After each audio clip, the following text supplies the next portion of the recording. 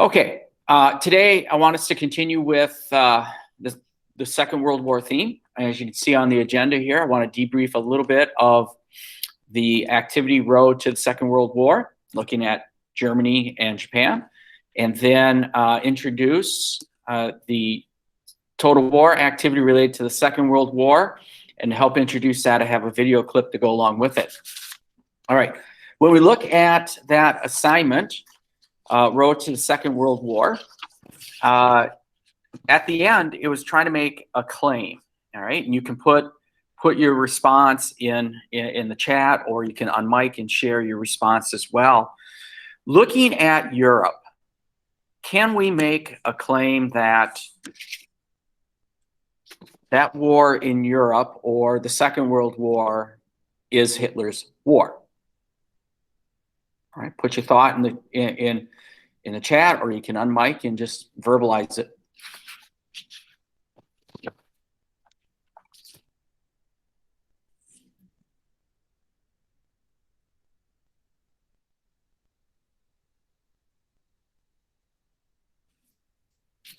While you're formulating your thought, when you look at Adolf Hitler, he had this idea of a master plan. Remember, he was beginning to formulate it sometime around 1919, and eventually when he comes into power in 1932. And along that journey from 1919 to 1933, January of 1933, becomes chancellor. He's going to modify it, add some things to it as well, and then boom, enact on it. And so looking at the chat, definitely Adolf Hitler is the aggressor. And that perhaps is part of his plan, to be the aggressor, to see what kind of response there is. And we know that the policy of appeasement, appease Adolf Hitler, only got him more aggressive. And then by 1939, the war does break out. You can look at some of those key events to kind of pinpoint that, okay, war is going to be his option there. So, but I think you can make a good claim that, yes, the war in Europe is Hitler's war. Now, when we look at Japan and see what they are doing in Asia, prior to the outbreak of the Second World War, can we make that same claim that the war in Asia is all because of what Japan is doing, that they should be held responsible for the outbreak of that war? All right? Anyone have some thoughts on that too? You can either unmic or share that in the chat. Could you repeat the question, Mr. Newcomb, please? Sure. My question is, looking at now Asia, can we make the same claim that the war in Asia is at the hands of Japan, that they are responsible for the war that breaks out in Asia?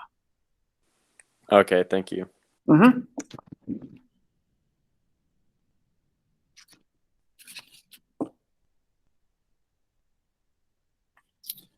And so when you're thinking about maybe a response to that, what can play a part is, Japan is going through a modernization period in the 19th century, and as they're going through that modernization, industrialization mode, how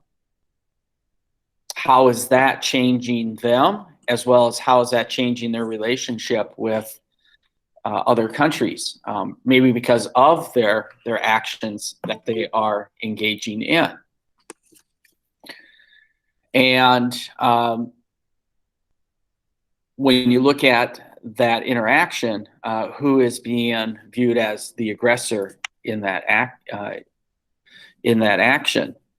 I mean, clearly, when you look at Japan here, they are expanding.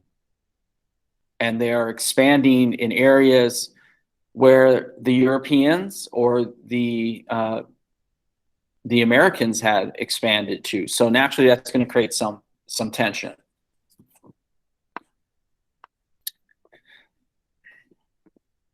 And then we have to look at some policies that is being formulated by not only in Japan, but then also in other countries like the United States. And can that add some tension to it as well?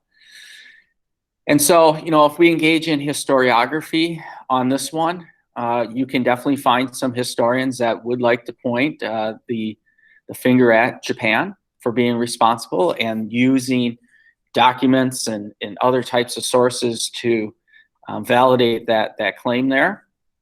But you could also look at maybe the United States as well, being partially responsible for provoking Japan through maybe some of our policies.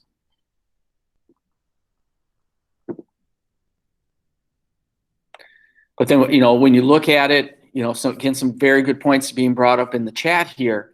When we look at that transformation that's going on in Japan, they are defining who they are, and part of that is this ideology, but then also the military and this new sense of nationalism all is playing a big part here. And maybe because of actions by the Japanese military, it's provoking some reaction by Western powers and the United States as well. The civilian government is having a hard time checking what the military is doing. And so by 1941, you know, the bombing of Pearl Harbor happens, and that brings on the United States into the fold here.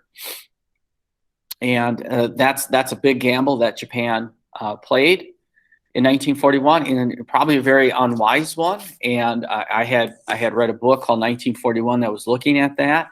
And there's quite a few people within the military and governmental circles that would have said, no, this is not a good thing to do, especially knowing that they're fighting against China in the Sino-Japanese War.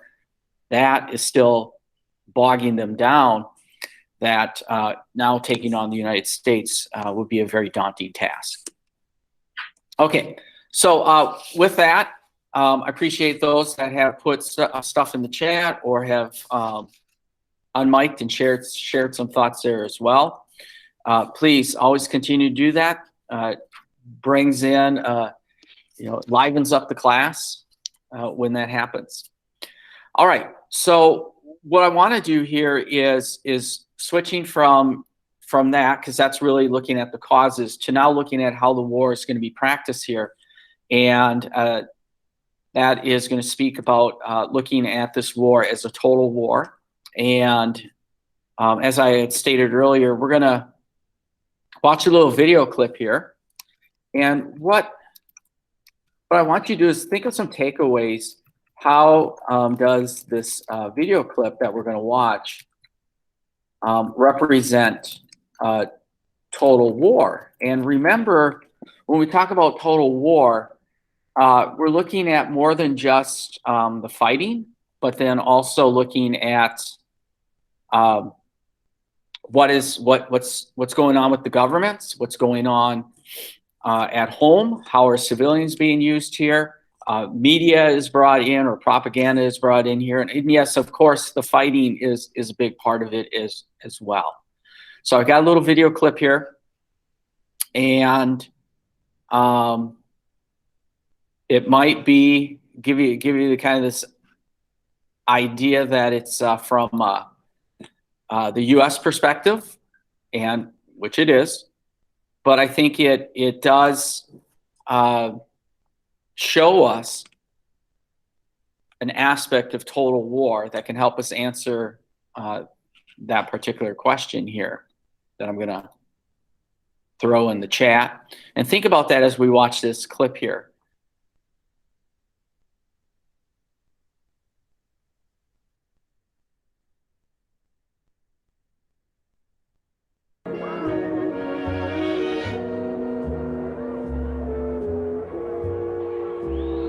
From an army of 300,000 in 1940, American armed forces would swell to 15 million. At the beginning of the war, there was considerable fear that these hastily assembled citizen soldiers could hold their own against a highly trained and heavily equipped enemy. News from the front had not been good. 3 months after Pearl Harbor, the Japanese had inflicted a series of humiliating defeats on an America whose confidence was shaken.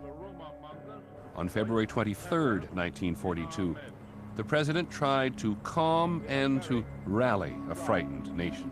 This is war. The American people want to know and will be told the general trend of how the war is going. The president had asked every American to follow his speech on a map. I had huge maps on my wall from the backs of newspapers. I marked it with crayon, and I remember, putting arrows and X's and circling towns. We Americans have been compelled to yield ground, but we will regain it. I remember his confidence and the tone of his voice and the closeness that you felt to him. He was a beacon of light. Oh boy, when he came on the radio. Soon we, our enemies, will have the offensive. We, not they, will win the final battle. He had the capacity of moving us with words, of inspiring the country, of lifting the country to do more than it might do otherwise. There is one thought for us here at home to keep uppermost: the fulfillment of our special task of production, uninterrupted production. So make your mind up when you get out of bed. Work your head off so you can keep your head. Government films pounded home the fact that America not only had to supply its own troops, but meet the needs of its allies as well. Workers in cities across the country responded. During the war at night, the mills would be going full blast, and the sky would pulse red with the blast furnaces going off. And we were told at school, and we heard on the radio and saw in the newspapers that Pittsburgh was helping to win the war. In Detroit, it took just 9 months to convert the entire capacity of the American automobile industry to war production. They dubbed Detroit as the arsenal of democracy. The plants operated 24 hours a day, around the clock. You had bombers coming off the line every 5 minutes. Work till they almost fall out, then somebody take your place. I was working on the Jeeps. We sprayed the Jeeps with this olive paint. Can you imagine working 18 and 24 hours a day, staying in the shop? You run home and look at your family and run back to the shop again. With existing manpower strapped to the limit, there was another pool of workers ready to be tapped. Factory owners were very reluctant to hire women. They argued they'll never learn how to operate these complex machines, and if they come onto the assembly line, they'll distract the men, productivity will go way down, and besides, they shouldn't leave their homes. It'll be the end of the home and the family. But then by about 1942 or 1943, when so many men were in the armed forces, they had to turn to women. So suddenly the whole attitude toward women coming to work changed.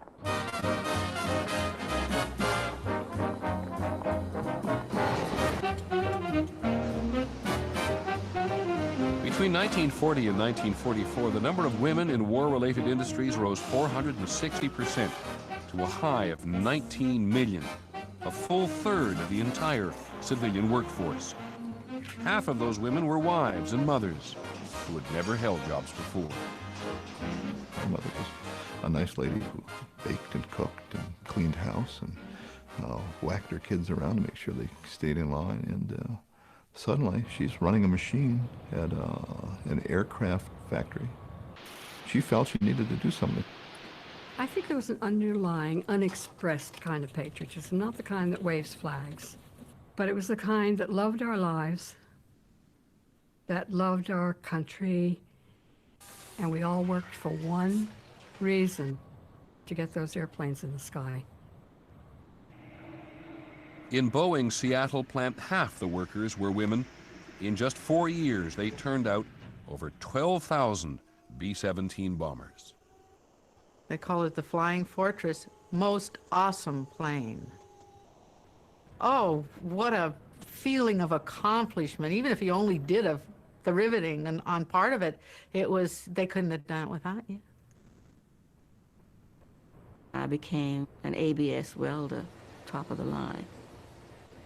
I wore a leather suit. I had a helmet with glasses through it. I pulled this down. I could see through the glass in the helmet. I had a acetylene torch to join pieces of steel together. I was determined that I was going to build ships to show Japan that we would hit back.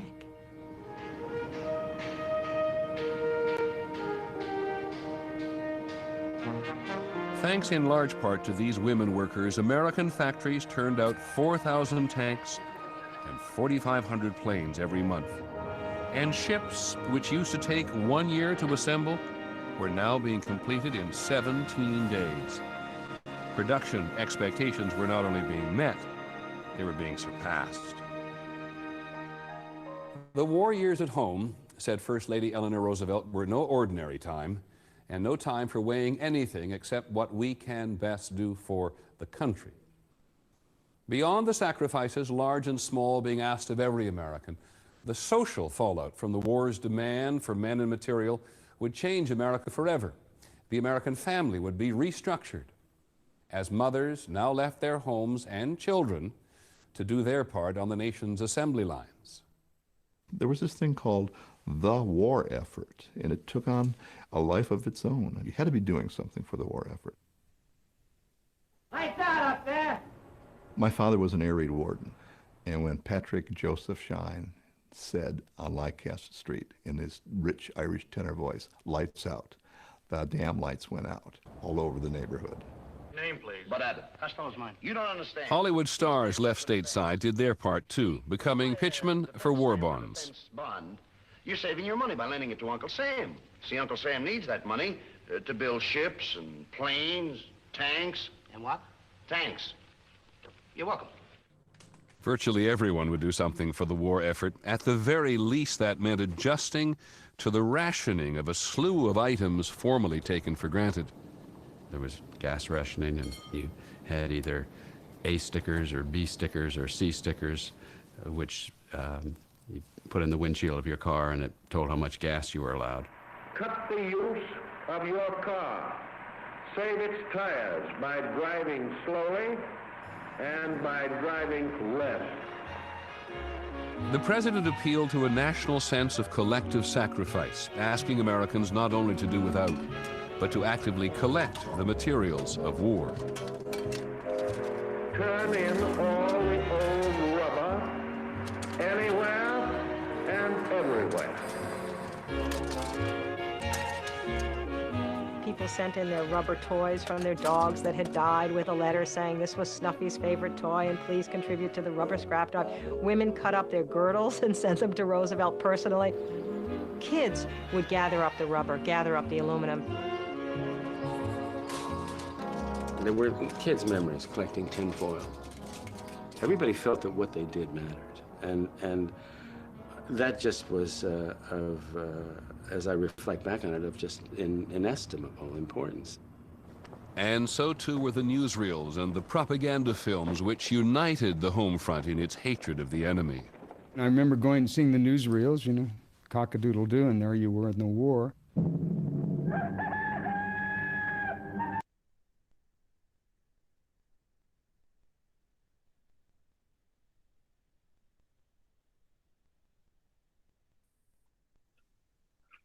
All right.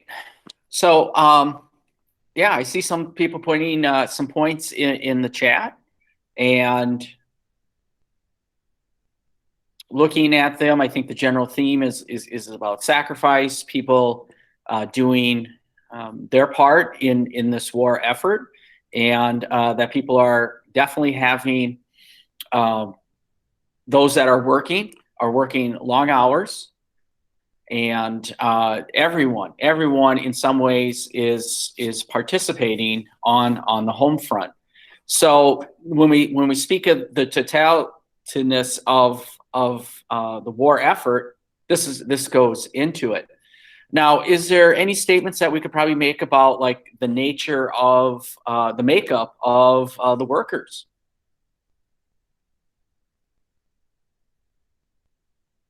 Either put it in the chat or verbalize it on mic and share your thought. Is there any statements that we can make about the makeup of the worker? Okay, in the clip that we saw, it was mainly female, and that would be true in the United States by 1942. So we're within already a year into the war effort. We realized our military force is going to need to be much larger, and so we're going to have to do some recruiting, and recruiting is going to include women, bringing them into the workplace. As stated, a little reluctant at first, but eventually they become a huge asset in the war effort. But then we can also see the recruiting of minorities as well is going to play a big part, as we could see that there's interviews with various workers who are minority that is getting involved in this war as well. Now, for us in the United States, we're going to go recruit for women. England will conscript, but the Axis powers like Germany and Japan, they're very reluctant to use women, even near the end. Germany is going to finally do that. Albert Speer is going to convince Adolf Hitler, yes, need to get women into the workplace. In Japan, very reluctantly. Both countries relied a lot on slave labor or forced labor during the conflict. So good points there as well. So we're also seeing the role of government here. And government is getting involved in making sure that we are on the same page here. And so that could be through the use of propaganda. The president's going to get on the radio and will inform us, tell us to take out your map, and he'll tell us where our forces are going. But then you got the newsreels. So again, mass media, the role of mass media here is going to be playing a part to try to, again, get us to think in the right direction. And all the most of the people that were being interviewed had talked about this idea that got to get behind this war effort. All right, so this is one aspect of total war here. Now, what I want to do is take a look at this assignment and maybe clarify some points. And so this assignment, all right, so we should see that. And hopefully we've downloaded it. It's going to be very similar as I mentioned in my little update to you. And when I had initially created this assignment, I put an older version of it. I attached an older version to it. And so here's the more modern version, updated version, I should say, that I had sent out earlier today. And so again, it's very similar to what you did last week with the First World War. I want you to do that now with the Second World War. We're still going to make the same claim that we want to show how, to what extent is this, the Second World War, a total war. Formatting can be a little different. There's some different options down there. You can work with a historical buddy, and what I'll say is you can actually have groups of 3. So again, find ways to social distance, collaborate, but it can be up to 3 if you want. So create a little triumvirate. You can go solo, that's fine as well. We're going to use chapter 8 here, so you shouldn't have to go out on the World Wide Web. and find information. Everything should be found in chapter 8 here. Again, the nuts and bolts of this assignment, again, is very similar to that of what you did last week with the First World War. Again, when you look at the theaters of action, technology in this war is going to probably have a bigger role. I mean, after all, I think when all's said and done, you know, we're gonna look at about 20 million soldiers are going to be killed here, but then we can almost double that in terms of the amount of civilians that are going to be killed. And technology is going to play part of it, and where these theaters of actions and who the targets are is really expanded as well. So take a look at the type of technology. And you don't have to throw all the technology in there. Again, just enough to kind of make your point. Role of civilians here. The video clip gave you an idea. So you can use that kind of as a little launch there. But when we look at the deportations and or genocide, this war, there's going to be quite a few atrocities that are going to be created in this or done in this war by both sides, you could say. In terms of like deportations, the Soviet Union is going to gauge their Russification program and moving minorities around the Soviet Union to kind of marginalize them, and then expanding the influence of Russian culture. Here in the United States, you know, we have Japanese internment, but then you have the use of slave labor in both Germany and in Japan, and then the Holocaust, and so we already know a little bit about that aspect, the Holocaust, but you can bring that piece in there as well. When we look at the growth of government power, I don't want you to focus on all of them. Just think of 3 of them. So you don't have to do all 5. I would say do 3 of them and you'll be fine, and we'll get a sense of the government power. And perhaps, you know, you just might want to be kind of consistent. If you're talking about, let's say, bringing in Japanese internment, maybe you want to focus on the United States here. So, but you figure out the 3 that you think are the ones that are really you really want to focus on. Again, it's worth 15 points. There's our big summary question. You can put that either at the beginning or at the end. It's up to you. I did add a few more elements to the A level if you want. If you don't want to do the iMovie or the podcast type thing, you can do the social media format. You know, you can create your own, do your own Twitter aspect here, or create an Instagram, all that stuff. Okay, or get creative and do a serial box and just take pictures of the panels and send that in into Schoology as well. The B and the C elements, they are virtually the same here. This is going to be due Friday, and I know it's a little bit intense in terms of getting that, but ultimately I want to be able to, by the time we go into winter break, that we can get some closure here to Unit 2, because next week we'll have our final assessment related to Unit 2.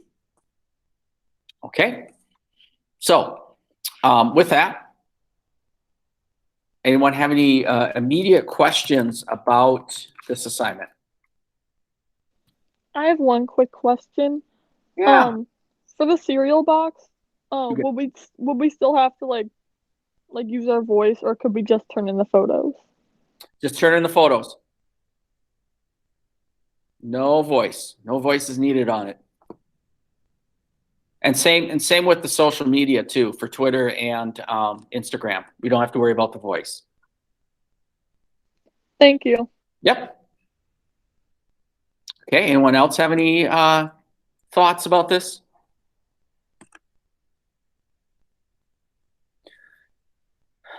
Okay, so tomorrow I'll talk a little bit about this assignment. I also want to bring in some of the fighting aspects. I do have a little clip about the fighting that kind of speaks to the totalitarianism of this conflict. But with that being said, if I will keep this meet open, if you have any questions, you can stay on. If not, you can leave